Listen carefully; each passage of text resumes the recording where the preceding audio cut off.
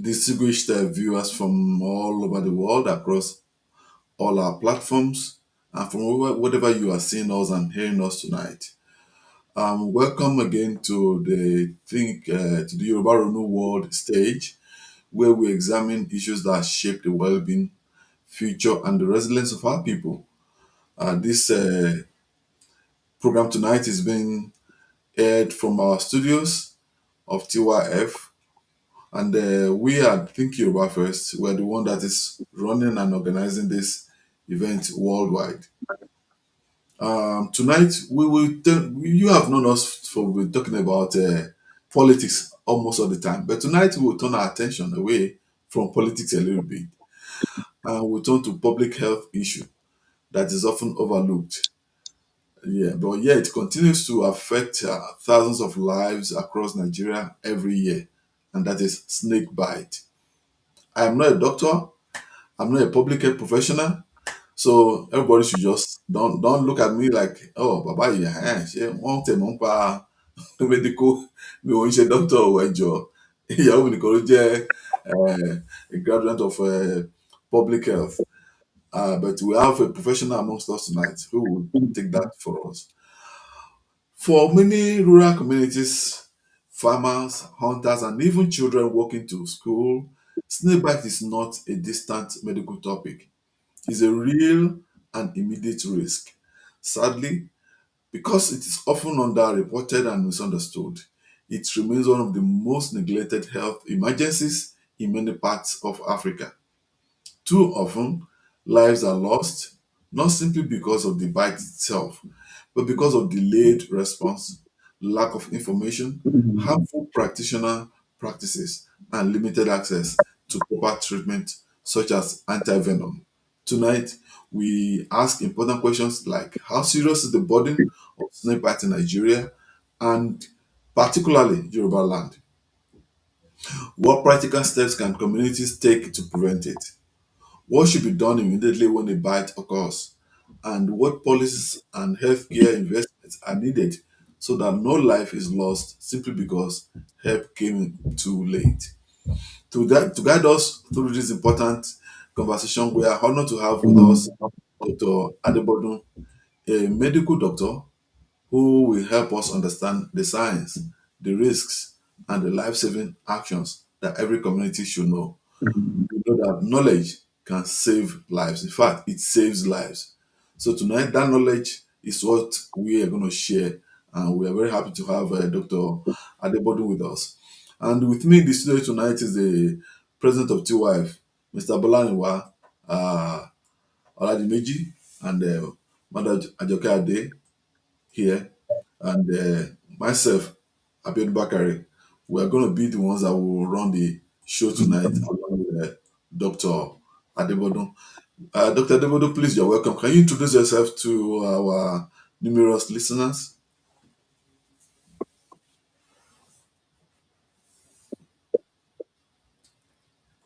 Sorry for that. That should be a network. Okay, good. Are you back, Dr. Adebodun?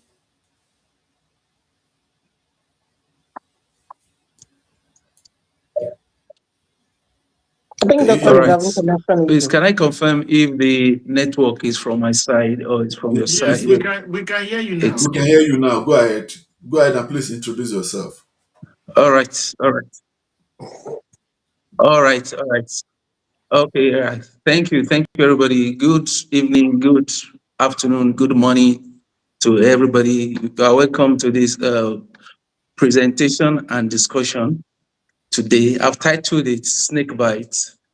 It's going to be a general review of a snake bite, and also we'll also try to make recommendations at the end of it, both for the country Before and also for our land itself, Dr. Yoruba Adebodun, land. Once before again, you can you hear me? once again, I'd like to let you know. Hello. Okay. Yes, I can hear you. I would like to do like 4 or 5 minutes proper introduction of you and IDERA because it's going to provide the proper context to before you start All the right. professorial and scientific explanation tonight. Firstly, we greet you all in the name of Olodumare, and we are happy to have you here to speak to thousands of Yoruba people throughout the world. Dr. Adebodun is the director of IDERA Medical and Humanitarian Agency, which is the medical and humanitarian agency of Think Yoruba First organization. There are so many wonderful ambassadors that are members of IDERA. If you are just hearing about IDERA, IDERA was established in the year 2024. And after the establishment of IDERA, IDERA is a brainchild of Think Yoruba First organization. It is one of our vision. It is one of our objectives. This is one of the things we wanted to set up. There is no civilization that does not have its own medical and humanitarian agency. And the Red Cross was set up by Christian Europe. The Red Crescent, the Green Crescent was set up by the Arab world. Zakat was set up by the Jews, the Jewish world. The Yoruba people, we do not actually have any form of humanitarian and medical agency. And that was what brought about IDERA. IDERA means good health. I don't know how I'm going to explain it, the proper English word to properly explain IDERA. IDERA has been operating, has been in different parts of Yoruba land to provide quality health care, and it has been able to train many Yorubas, at least upwards in hundreds, in different paramedical skills. How do you tend to wound and all those kind of a thing. And this is why there's a reason why I could explain this, because through the grace of Almighty God, as a biomedical scientist myself, as a medical laboratory scientist that is certified in not just in Nigeria, in Germany and the United Kingdom, God used me as the person that actually established, together with like minds within Think Yoruba First organization, to create IDERA. And we are so grateful for the help we received all over the world to ensure that IDERA was created. If you're a medical professional, if you're a doctor, a dentist, an optometrist, a nurse, a pharmacist, a physiotherapist, a radiologist, a radiographer, anything, or even if you are enthusiastic about field work, please, you can always reach out to TYF, and you can also join us, because we want to create a compendium of medical professionals all across the world, not just of Yoruba origin, where we'll be able to use Project Yoruba Civilization to be able to treat the world. I had to come in to be able to, because before I say Professor Adebodun, before Professor Adebodun starts into the proper intellectual conversation. Now, Dr. Adebodun is not just a doctor, he's a consultant obstetric and gynecologist in the Federal Capital Territory in Abuja, and he's the director of IDERA, and he's also the TYF coordinator of the Federal Capital Territory. There's a reason why I had to go around. I don't want to go deeper than this. It's you can see, Baba is a old and brilliant medical doctor. There's one thing about medical practice: the older they get, the better they become. It's just like old wine; it becomes more and more powerful. So we are this is just the glimpse of the brilliant minds that are running the different machines, different organs that make up Think Yoruba First as as an institution. So there are different fields, different people all across the world that are in different organs of TYF that is making TYF to function. Tonight is not just a night for Dr. Adebodun to teach us about snake bite management. It is to showcase IDERA, Medical and Humanitarian Agency. So you see many of our outreaches, medical outreaches in Lagos, in Ondo State, in Kogi State, in Kwara State. Many of these outreaches are carried out by members, medical, paramedicals, and medical members of IDERA Humanitarian Agency. So if you love to also volunteer, you can also join. We train people to be able to work in the different fields, and because this is a wholly social and humanitarian work, we will any help you can give us, your skills. You want to give us medicines, you want to give us clothes, you want to give us anything. For instance, we see the killings going on in Kwara State when our people were displaced at Babanla. It was IDERA, members of IDERA, together with members of TYF Park, together with members of Think Yoruba First organization in Kwara State that went there and they were able to do a human job. So if we know a lot of crises are going, we are looking into the future. West Africa and the world is in a state of crisis. So are we going to wait for Red Cross to be able to mobilize men and women to be able to go to front lines, to be able to provide first aid and first responder health care in order to save lives? Because the Yoruba civilization is not just about fashion. There is an aspect of medicine. There's an aspect of health care. There's an aspect of pharmacognosy. There's an aspect of apology. There's an aspect of wellness. That is why we have God. We have God and goddesses of medicine, gods and goddesses of herbal medicine, like Oshosi, like Osoin, within the Yoruba civilization and Yoruba context.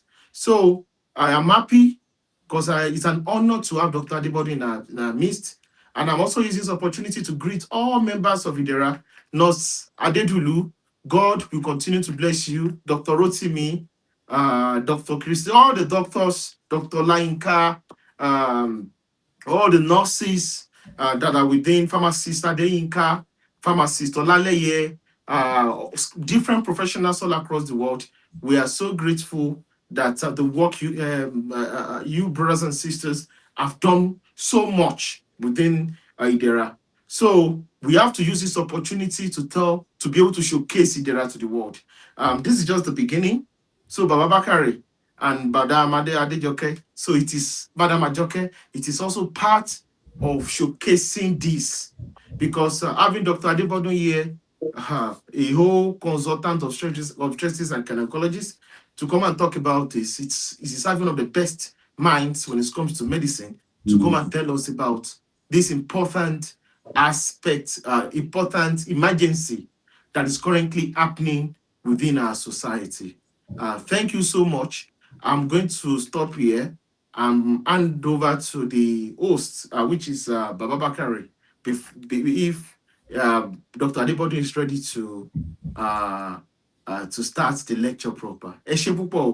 Thank you so much. If anybody wants to join IDERA, you want to join, if your own passion is you want to learn how to rescue, you want to learn how, let's say this, you want to be able to go to Benin Republic, Togo for medical outreaches, and you want to join, IDERA needs you. We have ambassadors across the different states. We have people representing North America. We have people in Europe that are also part of IDERA. So we are building a global healthcare network, a medical emergency network, just like the way you have Red Cross. That is the foundation. When you see IDERA, you are seeing Red Cross. But we are using the little resources that we have, and God has been with us, and God will continue to be with us. Ẹ ṣé púpọ̀, ṣé mi ò rojọ́ púpọ̀ jù Baba Bakari? I have to explain this way. Àròjọ ti jẹ́. Ẹ ṣé wàá rẹ̀. Ẹ gbìyànjú ààrẹ, ẹ ṣé gan. Yeah, Dókítà Doctor. ẹ káàbọ̀, ẹ ṣé gan. So I can go on. Yeah, please, doctor, go ahead. All right. So thank you, everybody. Like we said before, good evening, good afternoon, good morning. And depending on where you are welcome once again. I must say thank you to Are for his kind words. Like I said before, I titled this Snake Bite, a general review and recommendations for Nigeria and Yoruba land. Once again, I'm Dr. Adebodun Kayode, a fellow of the West African College of Surgeons, and presently also doing a training in e-health management at the Rome Business School of Nigeria. And I also have a great passion for the intersection of clinical medicine and public health issues affecting our country and our land. I'm excited to lead this discussion today. I believe there will be questions and contributions at the end. The objective of this presentation will be to create uh, awareness for prevention mechanisms of snake bites. Secondly, to also highlight the importance of the scientific approach to the management of snake bites, and also to engender positive advocacy capacity among the youth. These days, we see a lot of young people just making noise on X, asking for things that don't really make sense. Everyone just trying to create, content. So we must teach people that there is a way, there's a right way to make your advocacy. So although we are talking about uh, snake bites, but we are also going to, channel it to this uh, stream, because it's all about our society. All right. And so while talking about this topic, we are going to talk about relevant statistics. We are going to mention some of the venomous snakes that we have in this country. We are going to talk about how to prevent snake bites. We are also going to talk about that entity known as dry bites. And then from there, we'll also move to what is called the venomous syndromes. Then we'll now move to pre-hospital care. We'll move to hospital care, then talk about surgical complications, and then we will now anchor on policy and institutional dimensions and recommendations. All right. So let's cut to the chase. Snake bite is another silent killer in Nigeria. Before now, people used to think of hypertension as being the only, silent killer. But we have also now come to know that snake bite can also be described as a silent killer, for the fact that most of the cases happen in rural, towns, in villages, among farmers, among herders, among children playing at night in their village, in their public square where there is no light, but there is a lot of bush. So people, a lot of people suffer from snake bite, but it doesn't make the news.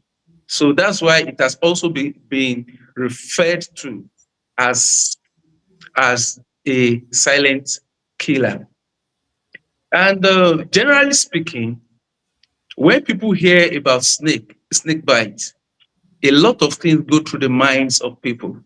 Some people start to think about the Bible, the story of Eve and the serpent and the Garden of Eden. Some people just have this fear, based on what they have seen before, or based on what they have experienced themselves before with snakes. I heard that story of a young man who said that he had once been chased by a snake, before on it. That's fun. So just think of that: a snake chasing a human being. Okay, so that's kind of a person. Once he hear snakes, his heart start to palpitate. And also, we also know that there are just some people that have this phobia for anything that crawls and that can bite. So it's a phobia, all right? Such that for this kind of people, even when they are watching their TV, once they start showing snake documentary and they are showing snakes, that just tells them it is time to change this channel. All right. So these are the different things that go on with people when it comes to snake. And to be very, honest, I don't blame those people because as a doctor, I've witnessed a lot of the bad things that snakes can do. All right. And I've told these stories to people before. I can remember some years back when I did spent a very brief time at Ikire in Osun State. There's this hospital there, Catholic hospital. Maybe there might be some of us that know that place. So there was this man that was brought, a man from the north. So he went to the farm to cut sponge, local sponge, and then he had a snake bite. And they now rushed him to that hospital. He was sweaty, he was vomiting, already looked tired, and so on and so forth. And then the hand started to swell. In a short while, we started seeing cracks on a human skin, on, on, on the arm. The hand became very hard, started to bleed. And before we knew it, in a space of, let's say, 4 hours, this man was gone. Okay, so that's one of the things that snakes can do to people. So when some people don't like to hear that word snake, we should understand them. Then I also tell people about the fact that in the FCT, when you walk around, you take a jog or you drive around, you see a lot of young boys, young men who have had one arm or one leg amputated. All right. So what we used to think before now was that it was because of the form of Sharia that some states practice. All right. But when you now get close to some of them, ask them, get people who can talk with them, who can talk to them. Some of them were doing a honest job on farms and they were beaten by snakes. Okay. And then before you knew it, the whole thing got complicated and they now had to have an amputation. So these are the things that snakes can do to people. So that young boy, that young man that you saw that does not have a hand or a whole arm, it might not be because he stole something somewhere. It might just have been because he was bitten by a snake some time ago. Okay, so that's just by way of a brief introduction. So let's just take some relevant statistics. If by the time if one reads wide a bit, you'll get to know that there are about 3,000 species of snake worldwide, and out of these, about 15% are venomous. Venomous means these are the ones that can really cause, that can kill or that can cause loss of limbs. All right. In Nigeria, we have about 21 venomous snakes, 12 of them described as being highly venomous, while 9 are just, mildly so. However, we must also note now that there are 3 types, just three of them that are responsible for most envenomations. Just 3 of them. They are the ones that are responsible for up to 90% of the deaths from snake bites, up to 90% of the loss of limbs through amputations. Nigeria has about 20 to 40,000 snake bites each year, and mortality is about 10 to 20%. So that tells us out of the if we have 30,000 bites, so 10% of that will be 3,000 that year. So 3,000 people who should have been alive died because they got bitten by snakes. It is not just the deaths now. Like I mentioned before now, we also have the amputation, also about the same value. So some people may not die, but they are going to lose their hand, their arm, or their feet, or their leg. Okay? And even those who don't lose their hands, some of them have what is called disfigurements. You might see some people's arm, clawed, um, has a big scar, white scar. Those hands might be better. It might be better for such people, in fact, to have that hands, those limbs amputated. Okay, so like we said before, it is more common in rural areas among farmers, herders, children at play. However, like we know, the case that spread around the world recently from this country happened in Abuja, happened at Lugbe, a place that one cannot really say is that rural. Okay, so it can happen anyway. That's just the point. There was also a case last year in Abuja of a young lady who went to the bathroom at night, like we all do, and as she sat down, the next thing she sensed was a very severe pain. And by the time she stood up and looked, she saw that it was a snake. So a snake had crawled in through the pipes and was there. And there are many cases of this happening, right?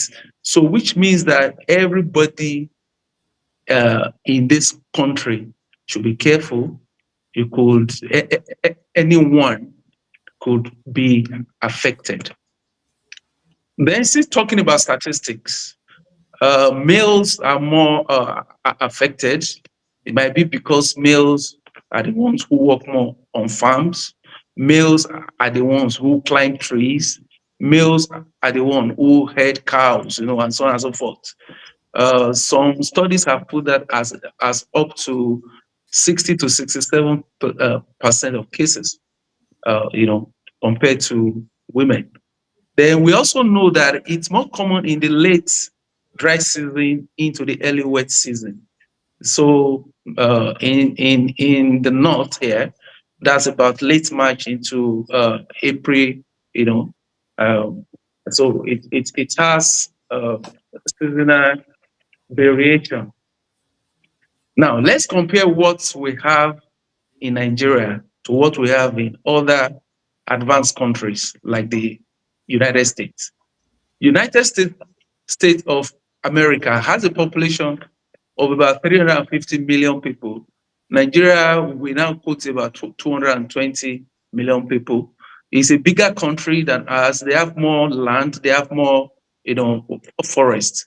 But it is interesting to note that they have just about 7 to 8,000 snake bites per year, compared to ours of 10,000 of 20,000 to 40,000. So which means that they might be doing something that we are not doing. And also, they have just about 6 deaths per year, compared to ours of in the range of 2,000 to 4,000.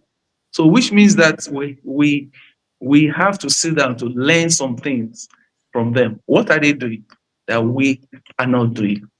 In Australia, well, is a much smaller country than ours. Population of Australia should be about 35 to 40 million, all right? But it's a bigger country In fact, it's a continent by itself. And it is known that it is a country that has the highest number of venomous snakes. But they have just 1,300 to 1,700 cases of snake bites per year, compared to us that have 20,000 to 40,000. So which means that there's something they are doing that we are not doing. And the most shocking parts of it is that death from snake bites in Australia is reported as being rare. They said in a space of 5 years that maybe they are just 2 deaths. So which means that there is, something could be done about our about what we have there. Okay, so let's quickly move to the common venomous snakes in Nigeria. There are like 6 of them. 3 of them are the ones that are most common, but they have some brothers. So we have the carpet viper, which Yoruba people call paramole. I'm sure many of us must have heard that word before. Okay, and it is because it knows how to hide itself in plain sight, inside grass, inside dried grass. If you have been to the farm before, brown soil, dry leaves, there's no way you are going to see it except you are very careful. And I'm very sure that that's part of why our fathers started to call it paramole. It accounts for 90% of bites and 60% of death. So which means that's a very dangerous snake. And if you have seen that snake before, I've seen it live. I've also seen the pictures. It looks short. This short, stocky snake with thin neck. The head also looks like a triangle. And then it has this short tail, right? So that is carpet viper. Our herbalists have a lot of uses for the tail and the head. Okay, it's a very dangerous snake. Then we also have the Gabon viper and the puff adder. In Yoruba, these 2 are given the common name of Oka. They are also very, venomous. They also appear like the carpet viper. They are related. Then we have the cobra. The cobra, that's the black, naked, spitting cobra. That's the usually longer snake. It can flatten its neck, its hood, and it can also spit. It can spit into people's eyes, and it can be a cause of blindness. Right? Yoruba people have a name for that too. You call it the Ishebe. It's a bay. So once you hear that name, you know that what people are talking about is a cobra. So it is one of the 6. Then in riverine areas, you have the sea snakes, and we also have the black mamba, which is also which is also venomous, right? So these are the common snakes that are venomous in Nigeria. But don't forget that we said just about 3 of them are responsible for most of the of the deaths and loss of limbs. All right. So let's quickly come to prevention of snake bites. So let's mention 1 or 2 things that could be controversial, but science has looked into it and made the following submission. 1, tobacco leaves does not repel snakes. This was what I used to hear from childhood up to now. But a lot of reading and studies have shown that it's not quite true. So let's hold that. Then we also know that livestock like poultry can attract snakes. So if you keep chicken in your house, don't be surprised that you'll be one of those who will be battling snakes from time to time. Because by nature, snakes are carnivorous.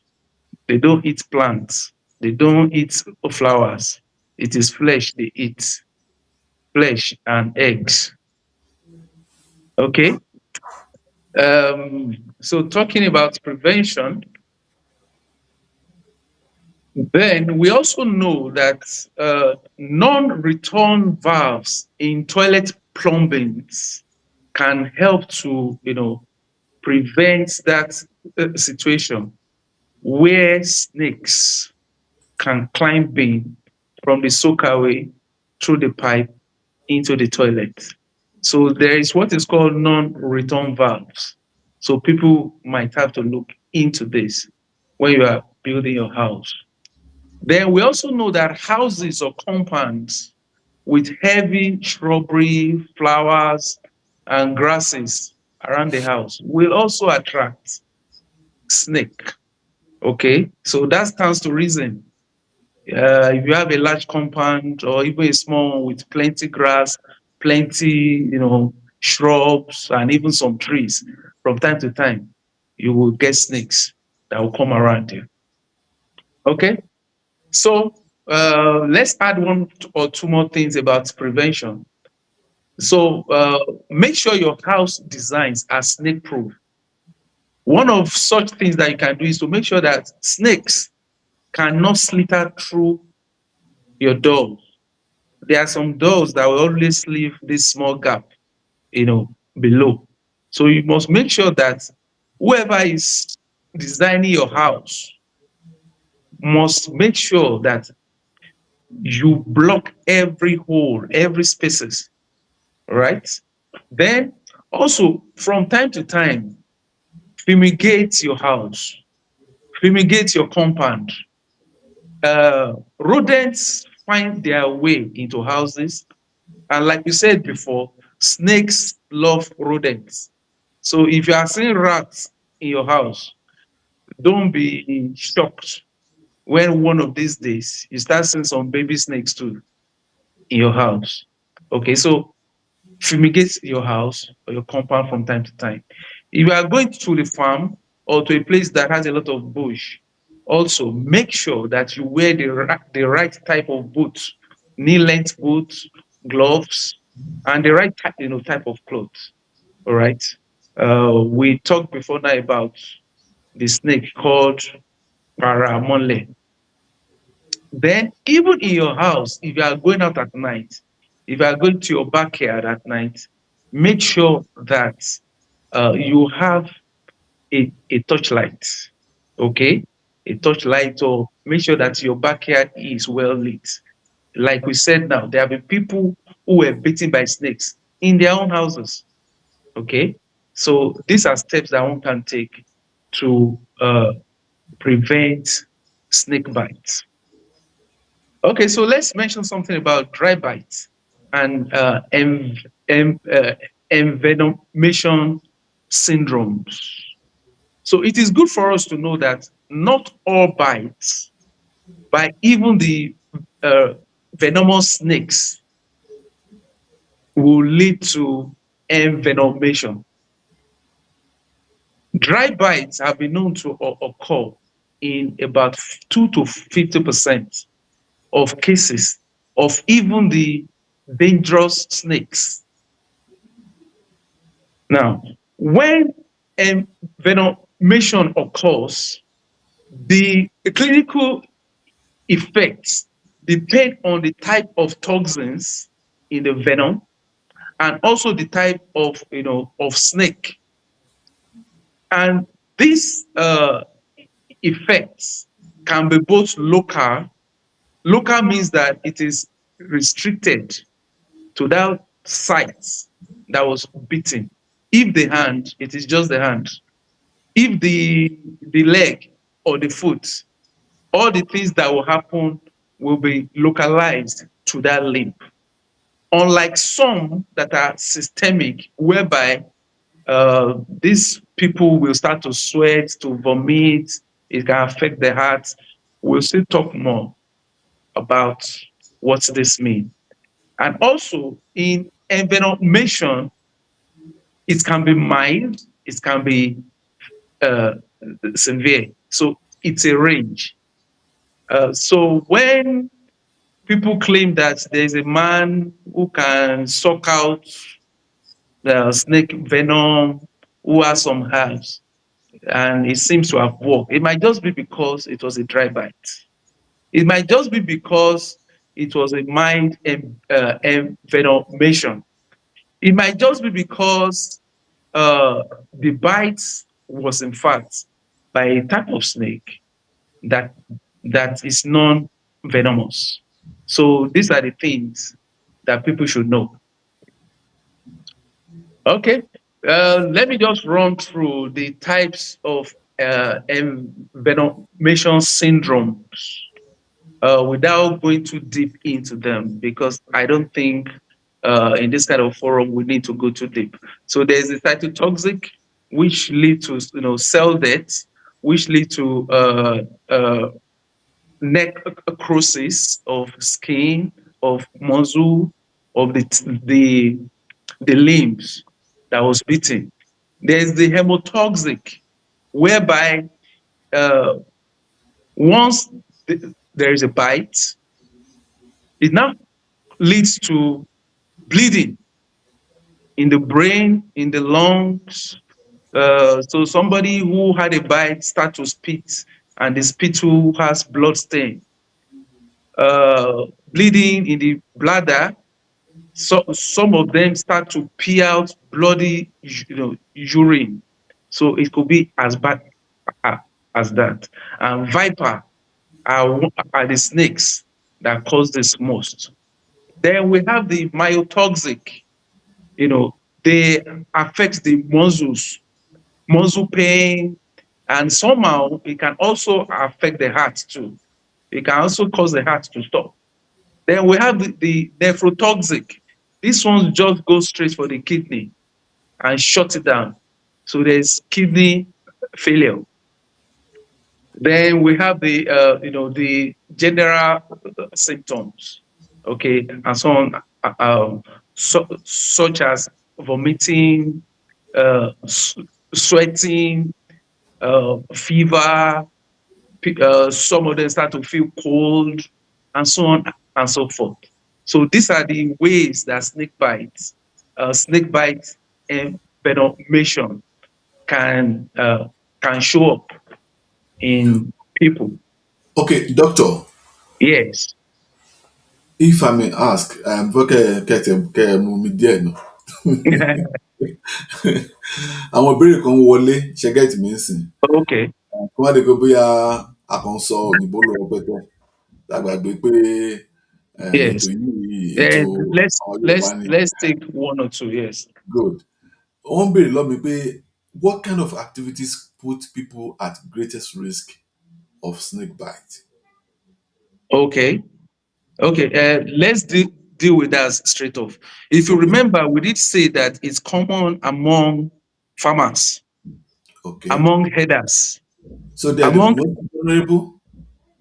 farmers, herders, children in rural towns playing Okay. in the dark. Hmm. Okay. And also, like we have mentioned too, that even for some people, they're in their house. Somebody just woke up at night to go and use the bathroom, and she was bitten by a snake in her closet. Torí kò mọ̀ pé ìjó ti wọlé. Exactly. So these are the kind of things that actually predispose to snake bites. Àwọn míì Farming. máa ń sọ pé ìgbà ìjò ni o, ìgbà ẹ̀rùn ni o, ìgbà wo gan-an nínú ọdún ni Yes, in snake the bite máa ń south, ṣẹlẹ̀ jù? it is most common from studies, from papers which have been written based on studies, real life studies. It Okay. is known that in the late dry season, this Okay. is March now, but we all know that there's climate change now, so things are Mhm. changing slightly. Yeah. But those days when dry season, as we all know it, okay, starting from March into into April, when the rains are just starting. That's when snakes too, as people are planning to go and start planting, Planting, they will okay. also start to meet snakes, and people start to have snake bites. So ẹ jọ ẹyin tí ẹ ń gbọ́ wa láti ilé tí ẹ ń wò wá láti ilé níbikíbi tí ẹ ti ń wò wá all over the world, what the doctor is telling us now is that ní ilẹ̀ Yorùbá èyí tó kàn wá nìyẹn. Eh, bẹ́ẹ̀ ni bẹ́ẹ̀ ni ejò ó lè pàdé èèyàn ní ìgbàkúgbà, ṣùgbọ́n ní ìgbà tó máa ń pọ̀ jù nílẹ̀ Yorùbá ni ìgbà tí àwọn bá wá fèsì sí pé bí wọ́n ń lọ sí oko láti lọ máa gbin àwọn nǹkan bí èrè wọn, bí àwọn ìwọ̀n ni wọ́n fẹ́ lọ ṣiṣẹ́ lóko. Ìgbà yẹn ni kíní máa ń pọ̀ jù. Ó máa ń dàgbà bí àgbà táwọn ọmọ iléèwé ṣe àwọn tó ṣẹ̀ wọlé náà ní jẹ́ pé koríko lọ ní school wọn ní ó tán ti da wọn léèwé sórí pápá, ó yá ẹ lọ máa ṣán koríko, ẹ lọ ṣán koríko iléèwé. Ìgbà yẹn náà ejò gígé èèyàn jẹ máa ń pọ̀ dáadáa nílẹ̀ Yorùbá. So ìgbà yẹn báyìí ní kẹ́jẹ́ ká fi ọkàn sí ká mọ̀ dáadáa pé okay, ní ìgbà bábá yìí táwọn bá ti wọlé school, you have to learn to warn your children to be wary of going to bushes or grasses in their school. If you go to your child's school and you see very weeded place, call the school authorities into question. Why should this place be highly weeded like this? Because inú ibẹ̀ yẹn náà ni àwọn paramọ́lẹ̀ àwọn àti àwọn ojú green snakes yìí tó máa ń farapamọ́ sí, so that we can get our children to a point of safety, and we can also help our farmers to get safe. Because àwọn àbáyẹn náà roko tó wá ń lọ sóko àtàdàgbà náà ní oko dáhàrọ̀ tá ti ń lọ sóko lára àwọn amú igi wọn máa ṣángbó wọn ṣan lọ́tún wọn ṣan lọ́sì, yìí ni pé dáa pé àjòkó tó lúgọ síbì kan wọn á ti fi igi gbá àṣà kúrò ń bẹ̀. We can use this to help our people. Torí ọgbọ́n àtijọ́ tá a rò pé ọgbọ́n àtijọ́ kì í ṣe ọgbọ́n àtijọ́ o. Tó pé ọgbọ́n àtijọ́ ni ògbìjọ́ àti pa gbọ́ ayé tán láyé àtijọ́, kò ní sẹ́ńtọ́ kò ní ayé ìsìn. Ṣùgbọ́n bí ọgbọ́n àtijọ́ tó ń lò ń gbà yẹn náà, ó sì lè wà useful these days láàrin tiwa. And I think that too. Yeah, doctor, you can go ahead. When we get other questions, we will bring them up. All right. Okay, so let's move to the segment for pre-hospital care. So somebody is adjudged now to have had a snake bite. He felt a sharp pain, and people think it is a snake bite because a lot of times people don't see the snakes. But if you happen to see the snake, if you cannot kill it, these days now we can all take a picture. If you can't see it, please, still leave and come to the hospital. So for pre-hospital care, it is important for people to know that in the 21st century, it is better for you to seek expert care early. Going to the man who knows how to suck venom out and all that is just going to lead to unnecessary delays.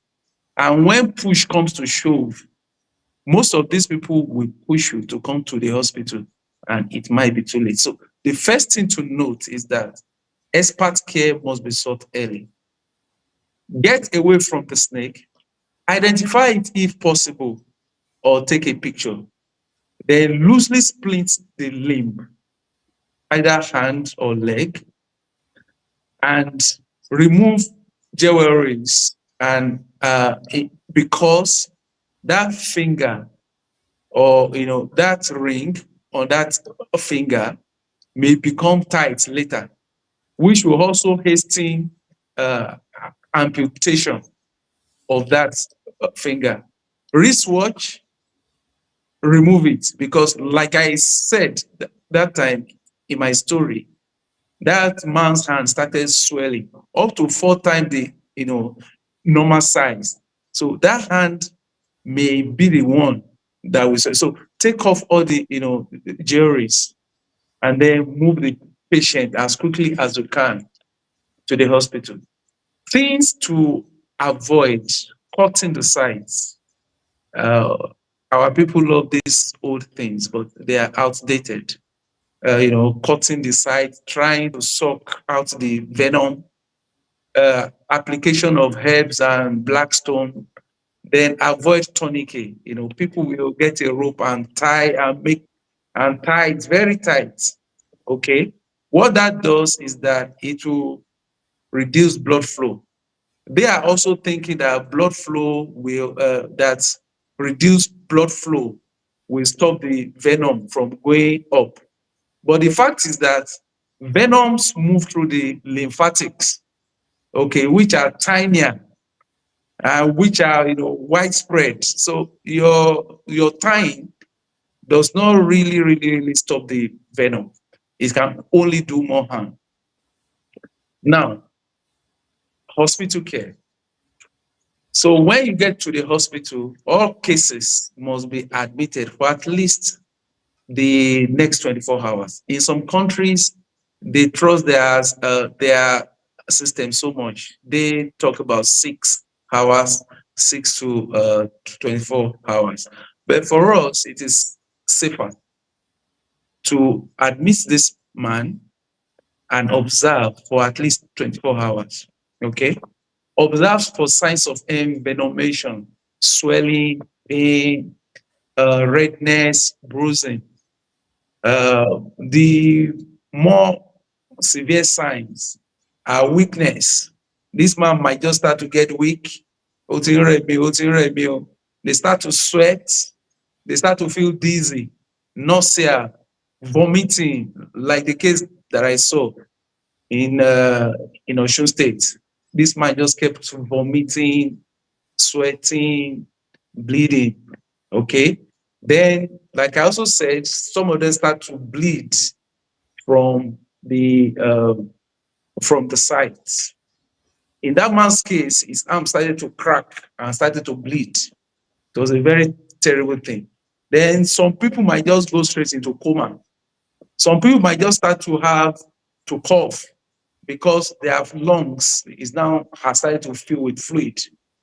Okay, so when this starts happening, these are clear signs of envenomation, and you now start treatment, specific and supportive. Specific treatments is the antivenom, but good enough, that does not come first. You have to first of all start with a supportive care, like giving drips, because this is a man who has been vomiting. This is a man who has been sweating heavily. So you need to, replace the fluid. Uh, Giving of oxygen. This is a man who has now started to find it hard to breathe. Okay. The wound will be washed, clean, and in fact, while trying to clean some wounds, some snake bite wound, it has been found that at times you can even find the snake fangs broken there. Okay. And then you might also need to give the anti-tetanus prophylaxis. I know this is a part that people have been waiting for. How about the antivenoms? Yes. When should it be given? Why can't we just give it to everyone since we didn't see the snake? And it might just seem, safer to give it. No, but that's not the truth. It's not every snake bite that is given the antivenom. You don't start to give it until there are signs of envenomation. And the reason being that this drug itself, this anti-snake venom itself, is dangerous. In fact, some people can react to it such that it will even kill them. So you are trying to now weigh the risk and the benefit. So it is only people who are showing signs of envenomation, okay, that deserve to be given the anti-venom. And there are many types. In Nigeria, before year 2000, we were taking serums from different countries for different snake types that we don't have in Nigeria. And people will go to hospital and receive anti-venom and still die. But that year, Nigeria, hand in hand with the World Health Organization, did a lot of work and arranged for companies to start to make anti-venoms based on our own type of snakes. And presently in Nigeria, there are two main types. There are two main types. There's the Equitab G, and there's also the Equitab Plus. The two of them are in the same class. Then there's also the polyvalent anti-snake venom. Funny enough, these two types of anti-venom are not being made in Nigeria. They are being made in India. The Vince Africa anti-venom, Pavia, the last time I checked, I asked them in my hospital for the price, 176,000 for one vial. And a patient who needs it might use 8 or 10. So we can see that it is expensive. And that's also one of the reasons why you don't give it to everybody. It is only those who you know are going to benefit from it. Okay, so which means that any hospital that is going to take care of people who have had venomous snake bites, they must also have the full, complement of staff, doctors, laboratory, nurses, who know what to do. So we can now see that it is beyond just the anti venoms. It's a systemic thing. All right. Okay, so let me just quickly make mention of barriers to early venom access, the distance. You can imagine somebody who has a snake bite in, let's say, Igbekebo in Ondo State, and they made calls around and they found out that they have 2 vials in Akure. So that's a distance of about at least 3 hours. They might, in fact, need to ride on speedboats and all that. So that distance is a problem. The second barrier is cultural barriers. Our people, we still have trust in some people who claim to have the powers when they don't have it. We still have faith in all those, sucking out and so on and so forth. There are even some hospitals that have the full staff, they have the, laboratory, they can run all the tests, doctors. They too, they are stock outs from time to time, and they are waiting for government to restock them, budgetary issues, and so on and so forth. So it's a complex thing. We have talked about the high cost. Then our lack of local production, all right? Some years back, some pharmaceutical companies started to close down and left the country. Well, good enough, some of them have started to come back and so on and so forth. So we have to find a way to make things work in the country such that we can also produce these kind of things that we need. And then I also found out that there is a lack of adequate studies to really define the problem. If you go online today to go and search snake bites in southwest Nigeria, the papers are so scanty. But if you go and search snake bites in Nigeria, in fact, 95% of the papers are from the north, especially northeast and north, central. Okay, so they have a lot of papers, so they know that there's a problem. But in our southwest, they are so scanty. So that's something that we too need to work on.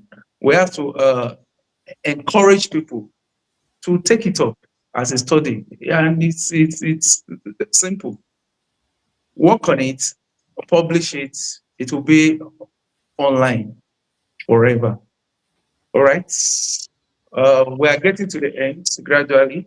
Let me just quickly make mention of surgical complications of snake bites.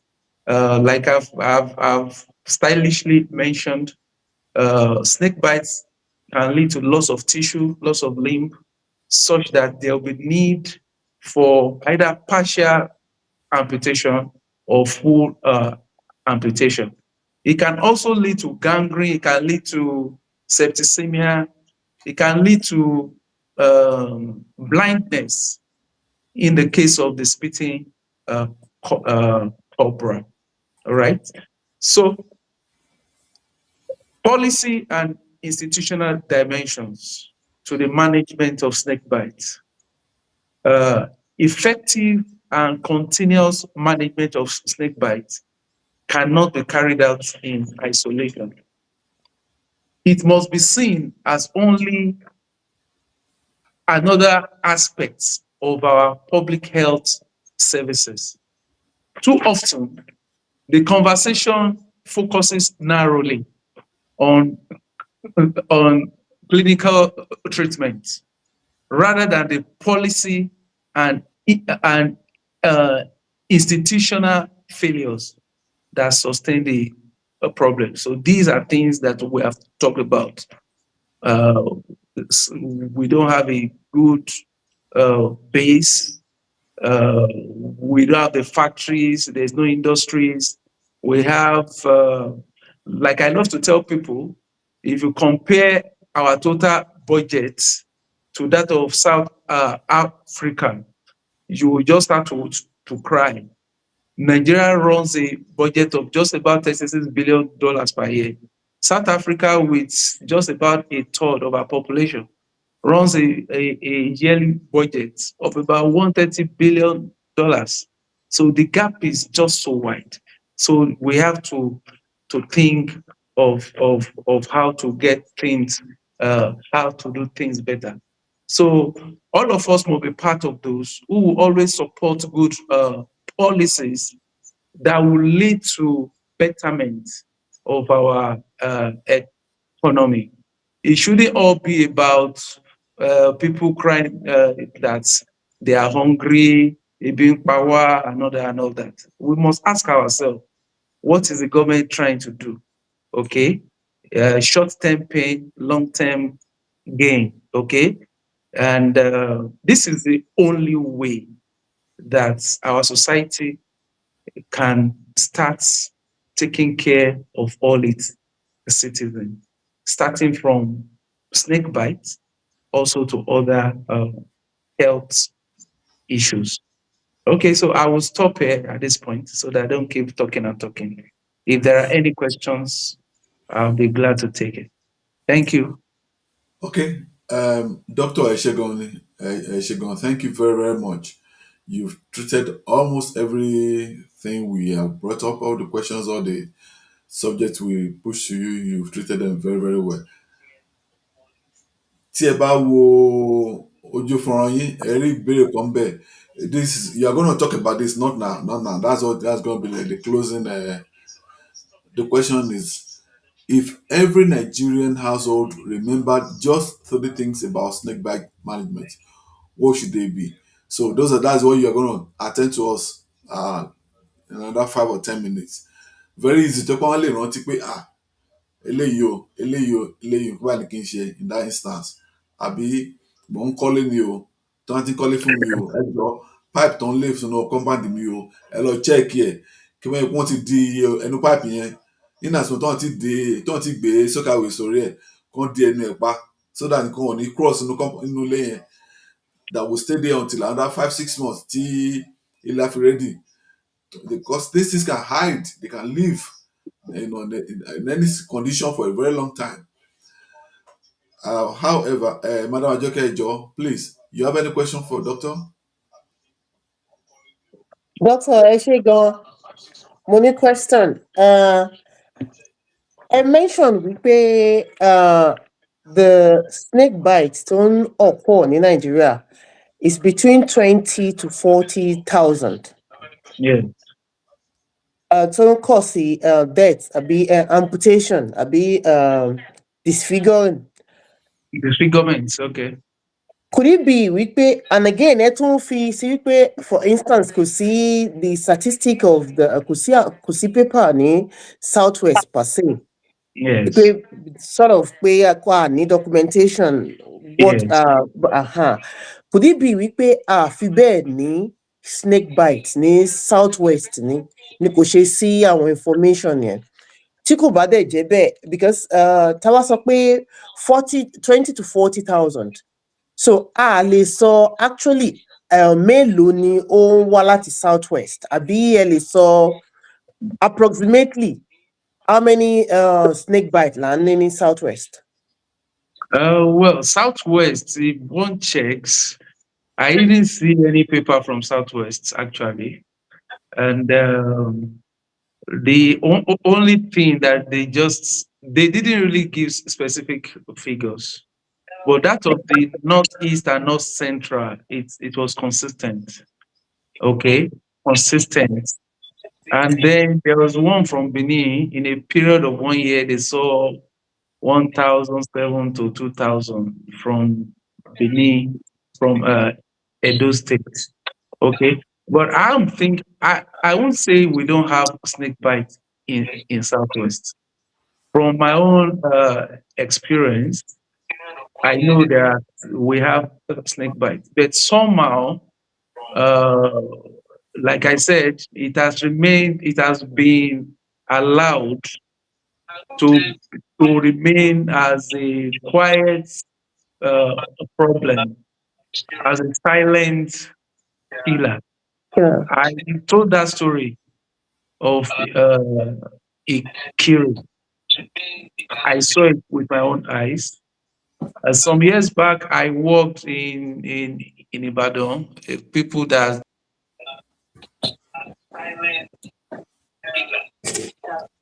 told that story of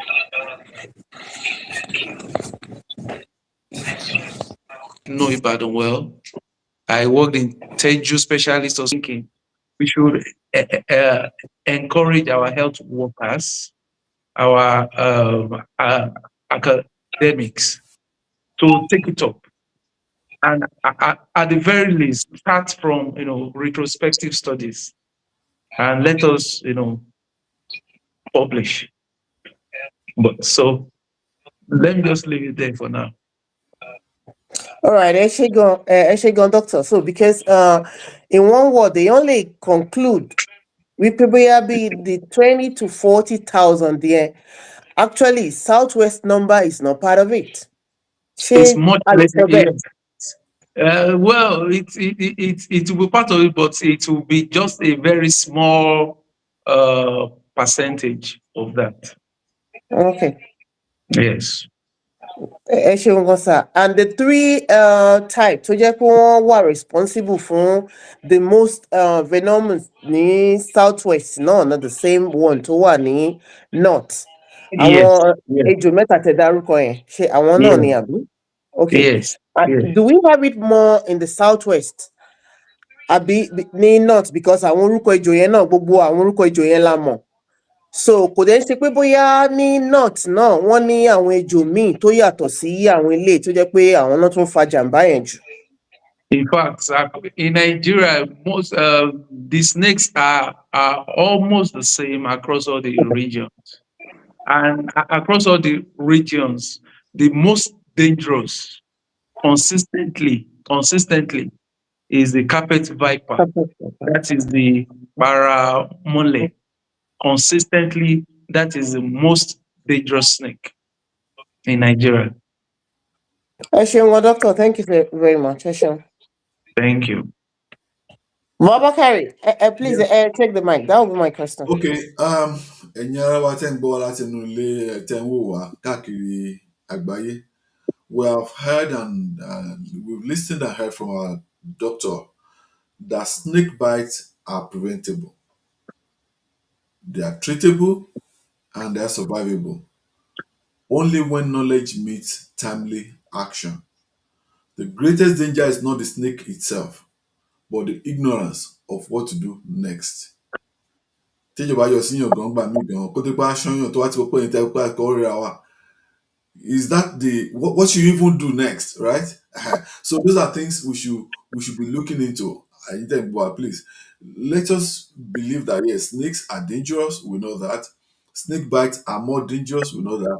But the ignorance of what to do next after the snake bite is the most dangerous. It is the most dangerous.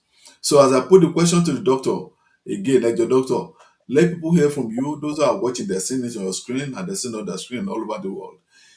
If every Nigerian household or if every Yoruba household remember just three things to about snake bite management, what should they be? Okay. Very simple in a sentence. Tí wọn ò ní gbàgbé, tá máa ring lórí wọn. Okay. And doctor, Emma Binuketo down. If possible, ṣé ẹ lè also hard sí kí ni first aid fún snake bite? For instance, ẹ dárúkọ tí distance bá wà. Bí example tẹ ṣe tó yẹ pé wọ́n need like 3 hours kan tó débi tí wọ́n ti máa, I mean, the hospital tó ti máa. So, what should be the first aid tí Okay. snake Okay. bite bá wà? Ẹ dáhùn ẹ̀ pọ̀ mọ́ question Mr. Okay. Bakari. Ẹ ṣe gan, doctor. So let me start from the first question. The three things for every household to take note of in their houses to prevent snake bites. The first one is that uh, make sure that your house is not made to be conducive for snakes to live in. Conducive in the sense that if you don't have to keep a poultry in your house, don't keep a poultry in your house. Then look at your doors, look at your windows, look at your roofs. Are there spaces, are there gaps for snakes to crawl in? Many times this has been found to happen. And then lastly too, if you fumigate your house from time to time, it takes care of snakes, it takes care of rodents. And also, if you are going to a dark place, hold a torchlight.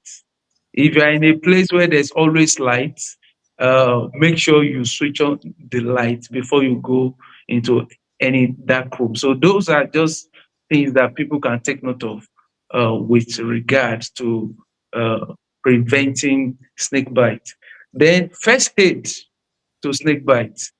For in Nigeria, the the the the first thing is to reassure the patient.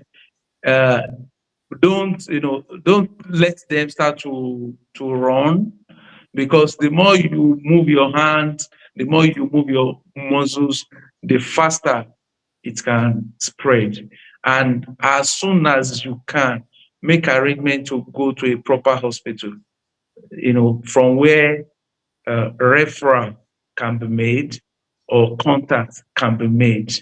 And also, if they are going to admit the person, at least there will be people who know what signs to look out for there. So people go to all those babas to cut, to suck, and all that, and only come to hospital after 4 days when the leg or the hand has started to rot. Okay, so those are just the things, and I think we ran through them during the lecture. Yeah. So in essence, nǹkan tó ń sọ fún wa wà ní pé even going to those babas, those are herbalists, our that uses herbs, is not bad. But once that about finding that first aid here, we should quickly look for an hospital to visit immediately. Well, that would be a good thing to do. That would be a Okay. good thing to do, because we know that people still have strong belief in those Mm. people. Yeah. So whatever you do, let them do it quickly, and Quickly. also find your way to a proper hospital. Yes. Yes. I think from what you have learned tonight, we will from TY begin to look into how to get all our ministers, our commissioners for health to be coming on this our weekend event. If possible, nothing is wrong in bringing one or two commissioners every week to cover the whole 6 states of Southwest and come talk to us about what they are even putting their budgets on every year when it comes to health, so that we can know if there's any place that whatever is lacking, and we have professionals like you who can come and say, ah, iba ni kẹ́ fowó sí, ara Panadol, ara paracetamol, yeah, it's very good. But however, we can just think of only one thing instead of come and no gbogbo yẹn síbi tí ò yẹ ká ná sí, because overhead ló ń gba gbogbo budget lọ wájú overhead cost wa. a fẹ́ lọ ṣe meeting láì sìn oye tó máa ná sórí meat pie ó máa ju iye tó máa ná sórí meeting fúnra lọ to get the correct resource persons that will You're not right. speak in that place. You're right. So, I spent 10 years in the Ondo State Civil Service, so I understand where all these leakages are going into, and it's very, very sad. Very, very sad. Very, very sad. Somebody's even giving us nice suggestions there. He said, a venomous snake bite is almost a death sentence in Nigeria. And that's why knowledge is very, very key. As Doctor told us tonight, that if we can do all our best to get in touch with a hospital very quickly, we can be saved. It is preventable. That death is preventable. The snake bite may not be preventable in that instance you find yourself, but the treatment can help to prevent death. Yeah. And the same person came up again saying, cleaning vegetation and natural habitat to build estates isn't a smart developmental approach. Because àwọn ejò wọ̀nyí náà, there's the natural habitat. Tí a bá ti lé wọn kúrò ńbẹ̀, wọ́n á bìkan lọ, wọ́n mọ̀ ní sí kúrò láyé. Definitely. Wọ́n ní kúrò láyé. Ibì kan náà máa ń lọ eventually to settle down. And wherever they see first, tó tutù fún wọn, ibẹ̀ náà lọ bá sí. So as we are trying to Yeah. clear our place for real estate, as we're trying to clear new lands, we should also take note that these things have to be taken care of. You know.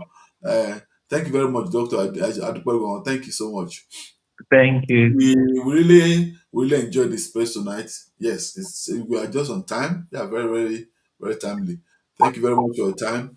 And as we close in my closing um, statement, I would like us to know that as we bring tonight's conversation to a close, one thing becomes very clear. Snake bite is not just a medical issue, it's a community issue. Across Yoruba land and many parts, even in the hinterlands of Yoruba land, farmers, hunters, herders, and even children they walk through fields and bush paths every time. They face all these risks every minute of the day. As we have learned tonight, many lives are lost not simply because of the bite itself, but because of lack of awareness, delayed treatment, and misinformation about what to do. Wọn ò ní kẹ́ má lọ sọ́dọ̀ babaláwo o, tí wọ́n bá yín tí wọ́n fún yín ní ewé kéékèèké tí wọ́n á lò kíákíá. Wọ́n sọ fún yín pé tá ti gba ewé yẹn tán immediately báyìí Yeah, ó fit dọ̀dọ̀ hospital. hospital straight, because there are doctors, there are medical practitioners who have developed new invention to help take care of these things, so that they can know the result to ẹsẹ̀ wíwú, ó lọ dénú kidney, ó dé heart, tẹ́ kò ní ṣe treat mọ́, and it will be extremely too late. So our discussion tonight has reminded us that knowledge can be the difference between life and death. The knowledge you have can be the difference between life and death. Snake bite is preventable through awareness and safer environmental practices. It is treatable when victims reach proper medical care quickly, and it is survivable when communities understand the correct response. This means family must be informed, communities must be prepared, and health systems must ensure that life-saving treatments like antivenom are accessible wherever they are most needed.